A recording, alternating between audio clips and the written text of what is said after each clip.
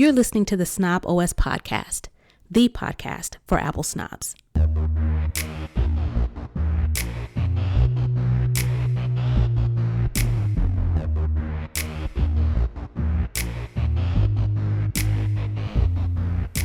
Hey, this is Nika Montford, aka Tech Savvy Diva. Yo, this is Terrence Gaines, aka Brother Tech. And welcome to the Snob OS Show, the show for Apple snobs where we talk all things Apple and then some. Welcome back, everybody, to the latest and greatest episode of the Snob OS Show. We definitely want to thank each of you for your continued support of this show. And if you want to get a little extra content, you can head on over to our Patreon, which is patreon.com/snoboscast, to be able to watch the show live and to get exclusive content. With that being said, we're going to go ahead and jump into the show this week. We're kicking it off with the Lowdown, where we talk all things Apple. Well, we just got iOS 17.5, and lo and behold, there is a pretty nasty bug that was found or exposed in 17.5. And just this week, Apple rolled out the new software update to all of the iPhone, to all iPhone users.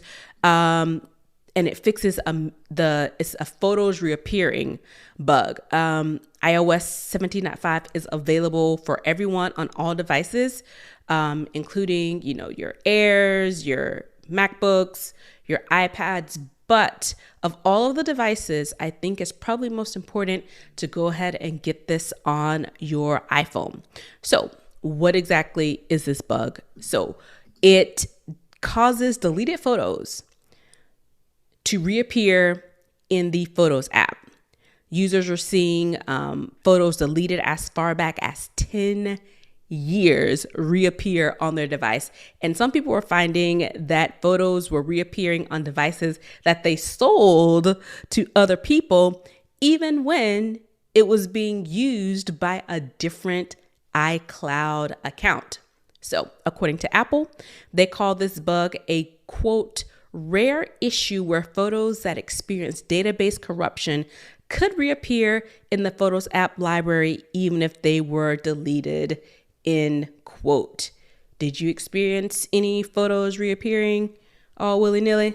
I did not, but I am surprised in the fact that even if you removed iCloud, signed out of iCloud on your device, erased your device, gave it to somebody else, sold it, traded in, whatever the case may be, that person signed in with their own iCloud account and streamed, downloaded, synchronized their own photos.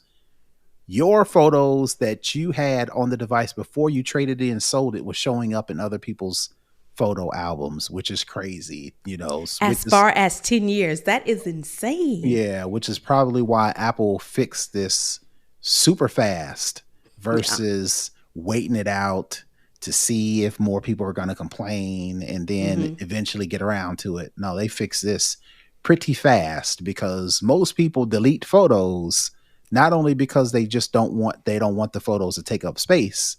It's because they don't want people to see those photos. They don't want those photos. So imagine those photos that you deleted and since have been removed from the deleted files folder, because you can delete a photo from the Photos app and there is an album called Recently Deleted, and those stay in there for 30 days. So imagine taking a picture, deleting it from the Photos album, the 30-day expiration goes by, it deletes from the deleted items folder, you update it to iOS 17.5, poof, those pictures are right back up there. That's pretty jarring, pretty alarming for a lot of people. So kudos to Apple for fixing it so fast, but also, come on, Apple, what you doing, man? Bro, their explanation was a database corruption. Right. I mean, I don't want to call them liars, but this sounds like this may be a little bit more than a database corruption, because it's a lot of steps in this that a person would go through to get rid of the photo And especially if they were selling it or giving the device to someone else. There are steps that you do. And it's just really strange that a different iCloud account would still pull them back in. It's nuts. Well, at least they fixed it, and hopefully they won't get sued for this, because people get very sue happy, especially when it comes to their data and privacy and all those things. On a better note, Apple Wallet is adding support for transit cards in 2 major cities, Paris and Toronto. So for the Paris side of things, this comes just in time for the Summer Olympics. We're in the end of May, and the Olympics should be starting next month, I believe. And so what this does is it is putting Navigo transit cards, which is Paris's transit system. And this can be added to any Apple Wallet starting just this past Tuesday, May 21st. So what this does, it allows iPhones and Apple Watch users to simply tap their devices to pay for rides on the metro, trains, buses, and more in the Paris area. Also, real-time transit information for the Paris area will be available in Apple Maps starting this week as well. This feature allows riders to view detailed schedules, live departures, and arrival times, delays, outages, and so forth, connections that it takes to complete a trip across multiple transit systems. Again, I think this is all in preparation for the Summer Olympics, which brings in people from literally all over the world into one city for the games. Now, I did mention Toronto. Toronto's transit system is called Presto. Their card support isn't in Apple Wallet yet, but it appears that it is imminent. All right. What's cool about this is you don't have to go to the ticket machine to even reload the card with money. You can do all of that in the Wallet app, to where you don't even have to go over to the vending machine to check your balance or anything like that. You can do all that in the Apple Wallet app. And when you actually go to pay for, scan your phone, this coincides with the ability that was already there in the Wallet app, to where you can make that card the default card for transit. So if you're in Paris, France, you've added this, what they call it over there? They call it the Navigo, yeah. Add that to your wallet, make that card the default transit card, and you don't have to do anything else. You just hold your phone over the place where you're supposed to read it, and it automatically reads it. So you don't even have to even unlock your phone, open up the Wallet app, select the Navigo card in order to scan it. You ain't got to do none of that. You just hold the phone over the scanning place. It automatically recognizes it, and it goes about your business, which will make people move faster, because you mentioned, there are going to be hundreds of thousands, if not millions of people in Paris for the Summer Olympics. So they want people to go fast as possible, especially when you have foreigners or visitors or tourists who are not familiar with buying, using transit at all. They can do all that on their phone. They can check the schedules. They can check for outages. They can actually now get in and get out all using your phone without stumbling around looking like a tourist. Like I was when I was in Paris, and I was like, I bought the stupid thing from this kiosk in the metro station. Why can't I use it? I got the app. Why can't I use it? Why wouldn't it work? And so, don't be a clueless tourist like me trying to figure out navigating around Paris just so you can go down and see some sights. So this is actually pretty cool. I really envy people who have really great transit situations, because if you don't live ITP, which is in the perimeter in Atlanta, using public transportation is really bad. It's really bad. Yeah, and I don't know if it's people don't want to spend the money to expand our transit system. I don't know if people are They're trying to keep the stopping. riffraff out, so to speak. Right. And which is really halting the progress of the Yeah. Atlanta metro system, even though it just was reported that the city of Atlanta has surpassed 1 million residents.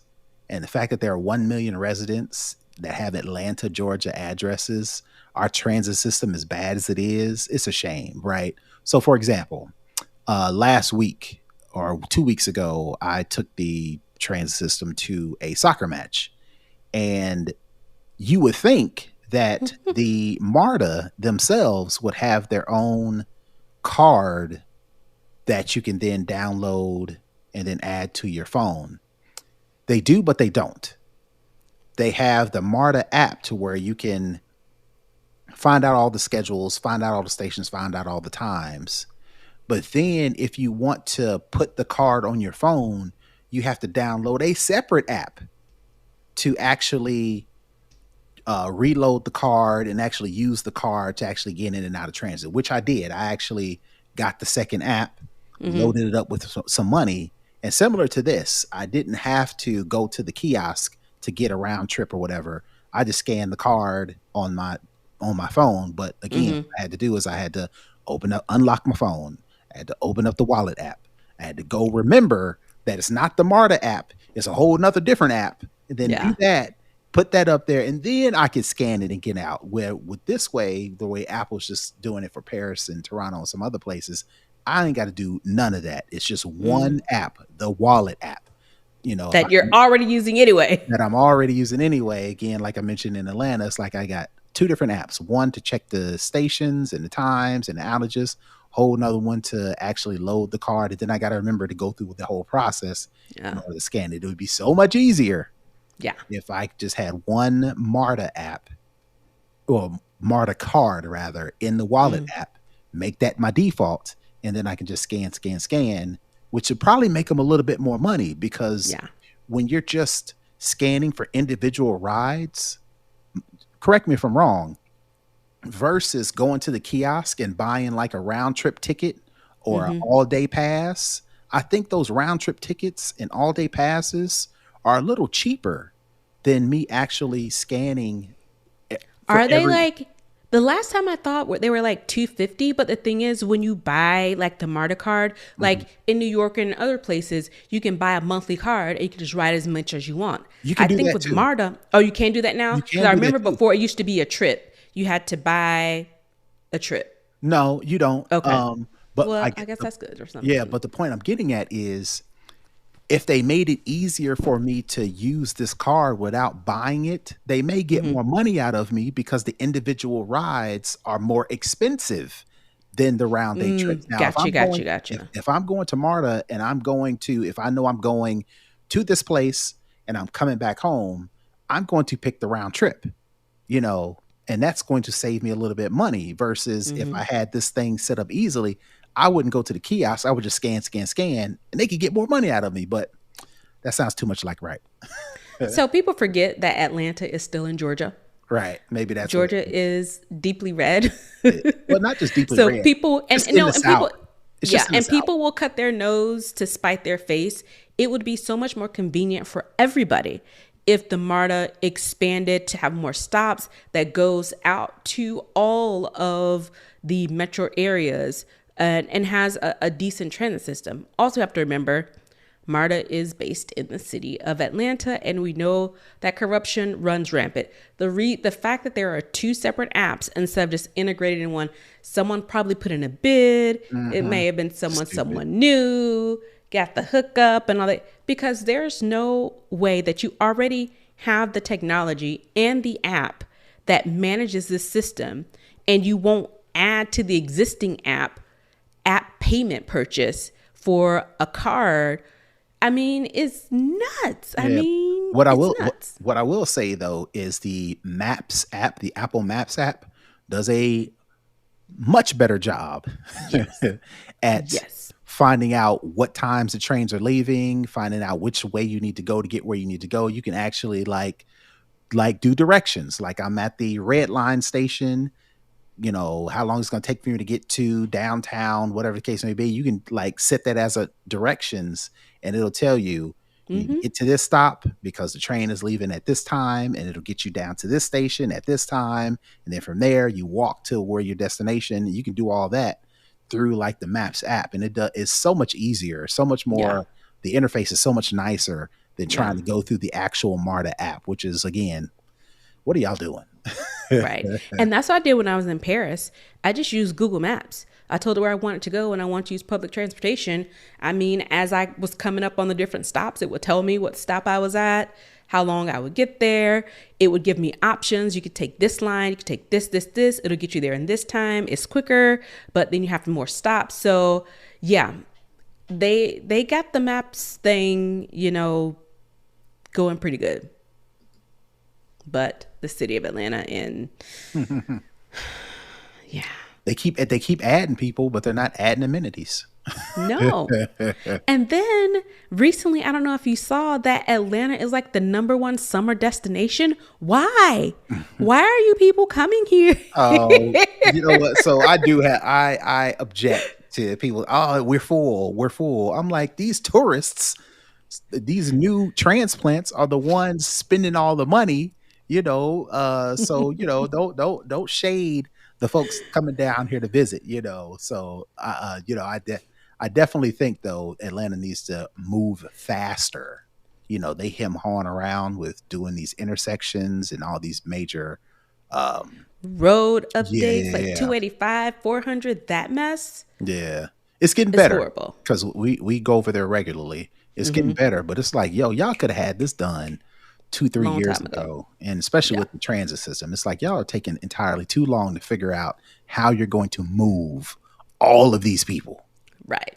How are you consistently the world's, not the country, the world's busiest airport, and you don't have decent transit options? Well, you can't even get to the airport because they're doing this big renovation. They just reopened it. They reopened it. Okay. Yeah, just recently, like I think like this week. Okay. So it's just open. But they're also adding all these things where they aren't allowing people to come. Because, we have a large homeless population. What large city doesn't? And people are coming in and hanging out at the airport. Now they have these things now where there are all these checks to make sure that people have, valid tickets. So a lot of people in the unhoused population, they would get on MARTA and they would come down to the airport. So I don't know what type of bottleneck that's going to create with trying to, get people comfortable with the new train station, with the people coming in that are just there to hang out. So it's a lot. It's a lot. That's why we have governments, and that's why we have transportation departments. And if people would just really allow us to take advantage of what our tax dollars are allegedly going for, we could really have some really nice things. But again, they don't want us to. All right. The last story this week that I want to talk about is about Vision Pro. I know we've talked about what is Vision Pro supposed to be, who's supposed to be the audience, that type of thing. And it was like on the last announcement for the iPads, it was very enterprise business focused. Well, Marvel and Apple have teamed up, and a new AR VR app is coming next week to Vision Pro for Marvel's What If series. So this is going to be an hour-long experience in Vision Pro, and it puts Marvel fans actually inside the multiverse. If you play this game, app, or whatever you want to call it, it takes you as a user through an interactive story of inside the multiverse. You'll meet different characters and their different variations, learn about mystic arts, and you'll be even able to do something with the Infinity Stones. They put out a trailer that I know some people were talking about, but the app is actually being introduced next Wednesday, and it will be free. Right. So maybe some entertainment gaming type thing comes to Vision Pro. Possibly, but it doesn't sound like a video game. It just sounds like some immersive experience. Um, they need to do something because it's been mighty quiet on the Vision Pro front since they did all that hubbub. Now I'm not sure if that was Apple was really like, this is for enterprise, but I hope that's the case because, like I say, it's been quiet on the Vision Pro front. Now maybe this is because WWDC is coming up next month, and maybe they'll have a whole list of a slew of new improvements, more developers, new features to try to get people out to buy this thing. But we're still, apparently, the people have spoken, and we are a long way off from true virtual or augmented reality. Yep, long way. I thought this was an interesting new, I guess, extension in the Apple Vision Pro world because Marvel, Disney, huge, enterprise. And that's, joining forces with Apple to bring this experience to Vision Pro. So I don't know if they're hoping to tap into the Marvel fan base to get people to get on board with buying Vision Pros. I don't know, but they're doing something, and I think this is probably the first something that we've seen from Vision Pro for the actual personal user, not enterprise, probably since this thing launched. So it's something. All right, that is going to wrap up the lowdown. We're going to head on into Second String, where we talk all other tech. Again, we are an Apple-centric show. We cover all things Apple. We don't really cover a lot about Google or Microsoft or Samsung or any of the other big conferences. But I did want to talk about this particular thing for a couple of different reasons. So Microsoft had their Build Developer conference this week. It started on Tuesday. And among the many things that was announced in the keynote was a new Copilot Plus PC. So this is a new ARM-based PC. Integrated Copilot is integrated into this PC. But I think the biggest takeaway from this is that this Copilot Plus PC will include a feature called Recall. And what Recall does is it keeps track of everything you've ever done on your screen so you can revisit it later. It was described from Microsoft as, quote, photographic memory of a person's virtual activity. This Recall feature will keep track of everything that happens on your screen at all times and make it searchable. So every couple of seconds, it's taking snapshot of your screen and what you're doing. Even something is mentioned in this article as doing a live Zoom call will have its content automatically transcribed and stored for your future reference. Microsoft promises, take that with a grain of salt, to protect users' privacy by giving them the option to filter out what they don't want tracked and keeping the tracking on the device. I don't know if I want my AI integrated like this. There are so many different ways I think this could really go wrong and pose lots of problems, especially since Microsoft is probably the biggest supplier of corporate enterprise machines. And you're telling me every couple seconds, whatever it is I'm doing, it's being captured and stored, and I can access it as the user. If this is an enterprise device, I would suspect that any company would also want to be able to access that data as well, because they actually own the hardware, not the person that's using it. I just see so many different ways that this could end horribly for people. So I am in the mobile device management space, and I guarantee you, enterprises will turn this completely off. They will turn it. Really? They will turn it smooth off. Yes, you're right. They do want. They mean companies and corporations who own the devices, own the equipment, want to make sure that you are doing work as opposed to goofing off, as opposed to stealing data. But there are proven technologies, proven software that already does that. Okay. What this Windows recall thing is doing is going a step further and screenshotting, capturing, keeping track of company information, and then which companies don't want to give up, Right. especially, if you get into defense companies, you get into, highly, NSA government entities. They don't want Microsoft or Windows having a copy of this sensitive information on their device. So my guess is, being in the MDM space, companies will turn this off.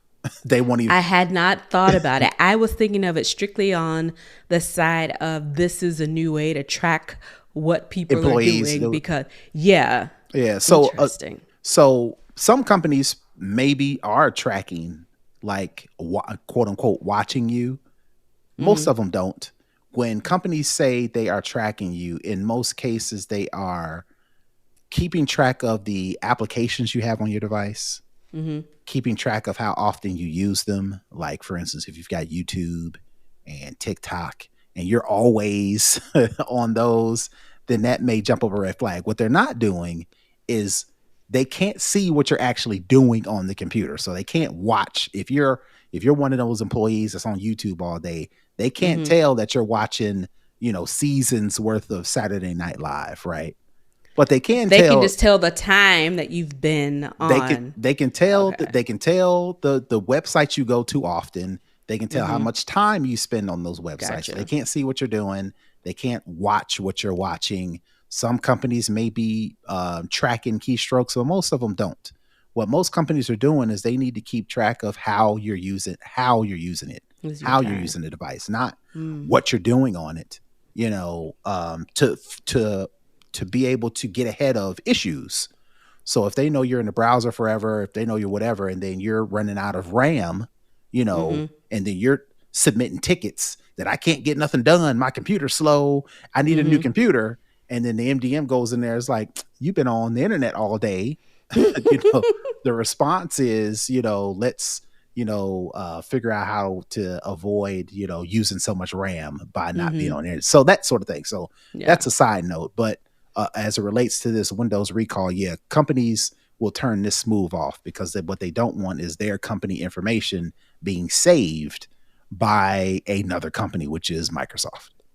And my question to this is, they're saying that it's doing snapshots every couple of seconds and storing this for you to review later. And they're keeping all of this on device. One, do we trust Microsoft that they are keeping this only on device?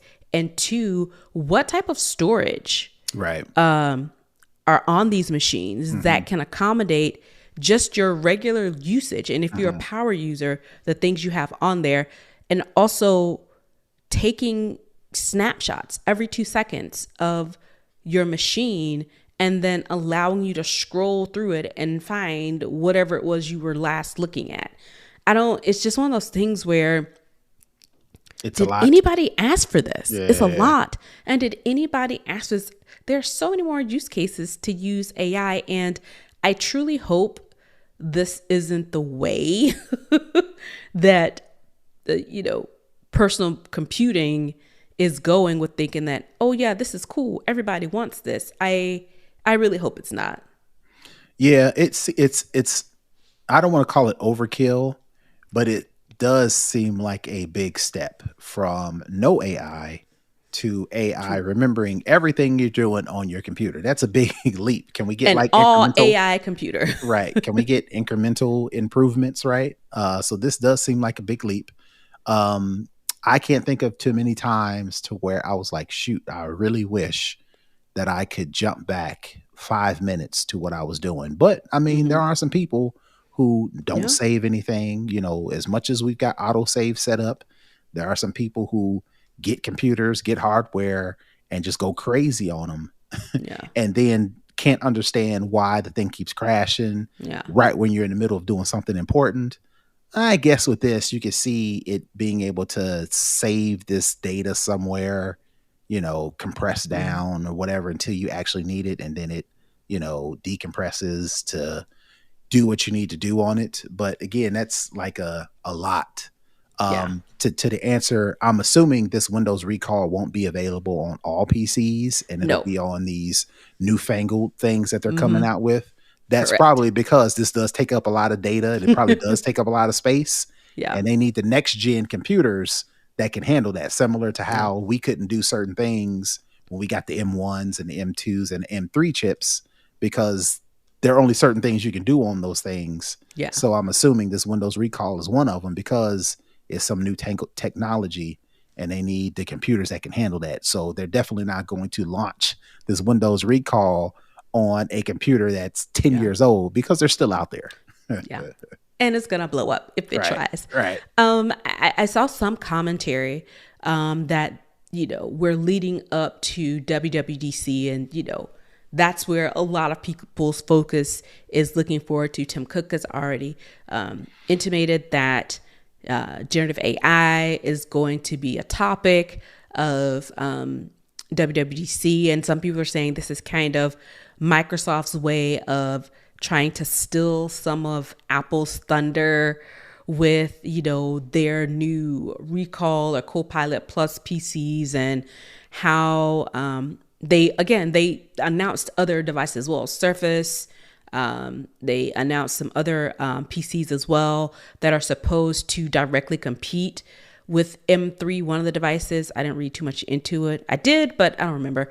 One of their new devices is supposed to be like 58% better than the M3 Air and MacBook. And then I think the Surface is supposed to be like a direct competition with the Air. So it's giving feel of ours is better than yours and we want to steal some of your thunder for whatever you're going to present in a couple of weeks. Well, I think that's a good thing. Competition is always good for the consumer. Absolutely. This forces Microsoft to step up their game and give their Windows, their PC users something to look forward to versus just something to work on, right? When Apple fans, when Apple announces a new MacBook, a new device, we are like, yes. When Microsoft does it, people are kind of like, I mean, versus doing something like this, you get people, Windows hardcore PC fans. It's like, look, we got nice stuff. We got stuff too. Right. So, they've got to put it against the main rivals in the land, which is Apple. Apple is known for spectacular. Apple is known for revolutionary. Apple is known for fantastic, right? So Microsoft is trying to do that. And the only way they can do it right now is AI, because that's what everybody's talking about. Yeah. So Microsoft can't miss this window and say, nah, we're good. We're going to, focus on Microsoft 365 or Bing or whatever the case may be. It's like, nah, man, we know y'all good. We smart too. We got stuff. Right. We know y'all good at Microsoft 365. We want some dope hardware. So Microsoft definitely couldn't pass that up and definitely couldn't now that everybody's talking about AI. Yeah, they needed a little razzle dazzle. So this is their razzle and this is their dazzle. That's going to wrap it up for Second String. Let's head on over into For the Culture, where we talk all things socially relevant, culturally relevant that's going on in our world. So it seems like we cannot talk about AI enough. At some point, we're going to get AI fatigue and nobody's going to want to say those two letters. But until then, let's talk a little bit of OpenAI. So it looks like OpenAI is in a battle with Scarlett Johansson. And if you don't know Scarlett Johansson, which I'm probably sure you do, Black Widow from the Marvel series. She has been in a bunch of stuff. There was some Ghost in a Shell, I think, was some anime remake that was a bit controversial, but she's been in a lot of things. She's pretty well known. But most importantly, she was in a movie called Her in 2013, where she voiced a personal voice assistant, artificial voice assistant. Well, how does that matter with OpenAI? Well, OpenAI just announced their Chat GPT voice, and known as Sky, and it's out there. Well, Scarlett Johansson is like, pump the brakes real quick. That's my voice. You asked me to do it, and I said nah, because AI, scary word, you're taking over the creativity, so I'm not doing that. But now your new Chat GPT voice sounds just like me, and Chat GPT, Sam almost like, no, that's not us. Even though I just tweeted the word her a couple of weeks ago, we had this already done before we even reached out to you to do the voice. Now, why would we already have a voice and then ask you for a voice? I don't know, but we didn't copy your voice to make our chatbot's voice. Well, she made this big statement on Twitter, basically, laying out all these things that I just said, but of course in a little more detail. Now, legal, she says that she's now, because of the release of this voice, she's been forced to get legal counsel. Sam Altman is saying, well, since, you don't really like it, we're going to put a pause on fully releasing this out of, deference to you, since you seem to have issue, even though this is not modeled after you. So the question is, how far did OpenAI overstep, if they overstepped? Well, so you can 1 + 1 = 2, right? They asked Scarlett Johansson to do the voice. She declined. Fast forward to now, they announced the AI voice, and according to Scarlett Johansson and her team, it sounds eerily like her. So much so that, Sam Altman and the folks at OpenAI, quote unquote, like you said, out of respect, halted the launch of Sky in order to better address how they, came up with the voice. So the 1 + 1 = 2 is, all right, y'all, Scarlett Johansson really didn't have to put up that much of a fight outside of just saying, I'm about to hire some lawyers and I'm about to get busy with this, for them to halt that project, right? If it's true that they did not use her voice and they have this well thought out, they can prove it. Right.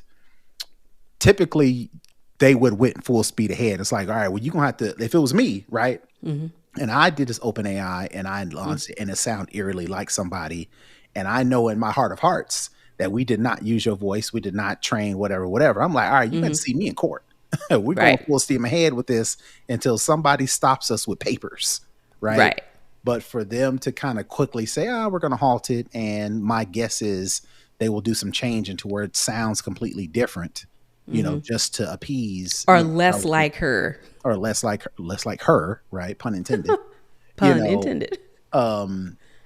It seems like clearly there's where there's smoke, there's fire for them to pause that so fast, which makes sense. Scarlett Johansson is attractive, like you mentioned, she's been in some popular things, particularly the movie Her, to where she, like you said, voices this assistant, which was super popular. And I could see how Sam Altman and them back in the day, they were college bros, they were like, ooh, Scarlett Johansson, we can, whatever. And really didn't think, not necessarily think, but did not factor in that she would not only not be, thankful that they thought of her to actually do it, but thought that she would actually stop them with a, cease and desist, quote unquote, Yeah.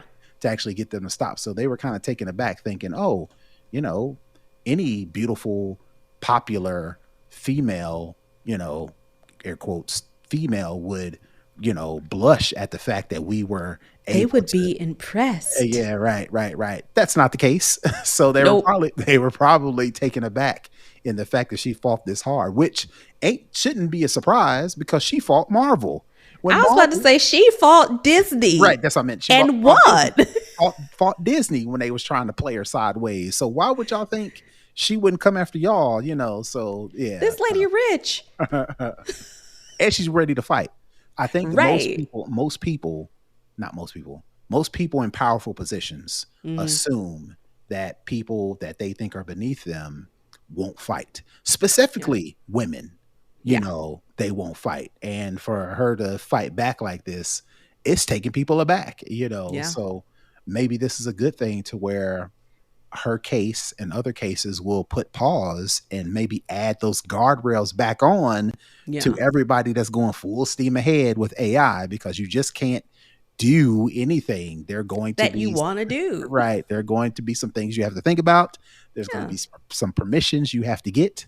There are going to be some settings. There's going to have to be some regulations that come with this. And maybe this is one of those things like, all right, well, going forward, let's go through the proper channels.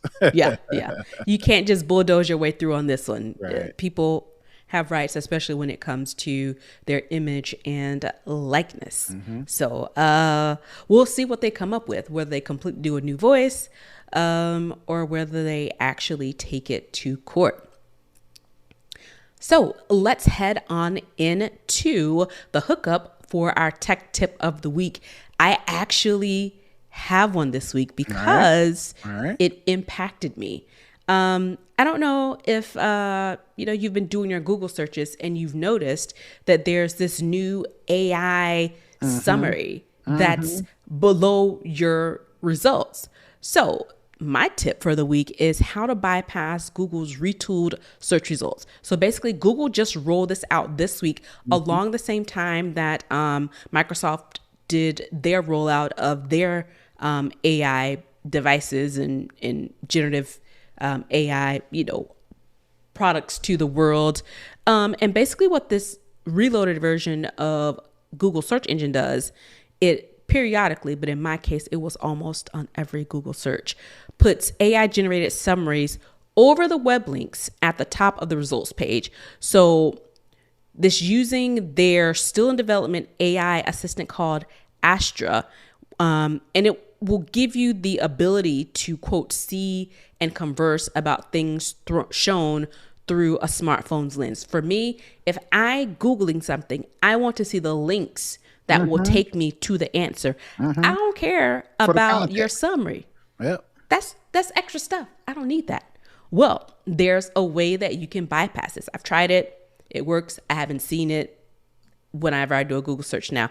You add UDM equal 14 to the end of your query, and that gets rid of that annoying summary that pops up under your results. Now, is this just for iPhones, or is this for Macs, or is this for any device? I think it's for anybody. And I actually saw this on Twitter. Someone posted about it because everybody was like so annoyed. And yeah, you can just put this in any search engine, it appears. I mean, on any device in the Google search engine. Just add that and bye-bye purple AI summary that I did not ask for. There has to be a way to go in and turn this off proper. Maybe nobody's found it yet. Because that's crazy for them to just do this. Because I've seen it, and it's not annoying enough for me to do anything about it. But it is. I do see it, and it's just like I don't. Again, like you, I'm like you. I don't want to just get the answer. I want to read the answer, which is fine. Google has always kind of highlighted what I was looking for in its search results. But like you said, I also want the link because I want to see the context, because I just don't want to take that answer and that not be in the context of what I'm looking for, and you can make that mistake pretty easily just asking a simple question. How do I get to the store? And it says walk down walk 2 blocks and turn left, but I didn't specify what store. Where? I don't want to go to the prostitution What store. What store you taking me to? Right. And I want the context, so I need a source. Yeah, exactly. Having that source, having that link helps. And I don't want to just type something in Google and just take Google's word for it. And just take Google's word for it. And they're using open AI trained data now. So, right. They're not going to be liable if they give me the wrong answer. So it's like, give me the actual answer with the links and the resources so I can actually go look. Absolutely. Yep. All right. So I have a tip this week, how to take faster photos and videos on your iPhone. So basically it's 2 ways to do this. If you open up the camera app on your phone, instead of so let me set it up. When you're trying to take a picture real fast, or better yet, take a video real fast, you have to unlock your phone. You have to open up the camera. You got to switch to the video. You got to press start to actually record a video. So I'm going to show you quicker ways to do this. So the first way, when you open the camera app, instead of switching to the photo or switching from photo to video, if you press and hold on the shutter, just don't tap it, press and hold on the shutter button, it'll actually start a video recording. And as long as you're holding the shutter, it'll continue to record. As soon as you take your finger off the shutter button, it'll stop recording. So that's one tip. The second tip is if you swipe to the right on the shutter button, it'll start a video recording and actually start recording, but it'll also give you the ability to take pictures. So, a popular thing that you can do with smartphones is while it's recording video, you can tap the little shutter to actually take a picture. Well, this way, the first way I showed you will just start a video recording. It won't give you the option to take those photos. If you swipe to the right of the shutter button, it'll start the video recording and it'll give you that shutter button to actually press to take pictures. So that's number 2. The third way, if you swipe to the left of the shutter button, it'll take burst mode pictures. So you know how you have to press and hold or go into the settings and make sure you want to take a burst picture. Well, if you just swipe to the left, and you keep hold it to the left, it'll take those burst modes. So those are my tips, just trying to make it faster for you to actually switch back and forth to photo to video, because again, this impacted me. Like I told people a couple of weeks ago, my son was actually one of the team mascots for the Major League Soccer event. And I was trying to catch him on camera and I couldn't, because I couldn't get my fingers fast enough to get the video in to actually record. And by the time I got everything set up to actually show him, to record him on the Jumbotron, his face went past. So I've got a bunch of pictures, a bunch of video of just maybe this part of his head, or him turning his back or him running away. And it's like, I was trying to get the full thing. And these tips definitely would have came in handy if I would have been able to quickly open my phone, swipe to the video, swipe on the shutter button and actually record versus tapping all the buttons. And it's very helpful. We are in graduation season. We're also in vacation season. So these will definitely help you get those photos and videos that you want as you go about these new life events and fun times. So definitely take that under advisement and use it. Yep. That's going to wrap up the show this week. Brother Tech, where can the people find you? Yep, you can find me all over the internet at Brother Tech. That's BROTHATECH. And you can find me at Tech Savvy Diva all over the internets as well. Again, thank you for tuning in to the show. If you want to connect, comment, share, or support our show, you can head on over to snobwestcast.com to get all of the details. And with that, we're going to wrap it up and we will see you guys next week. Peace. Bye, everybody.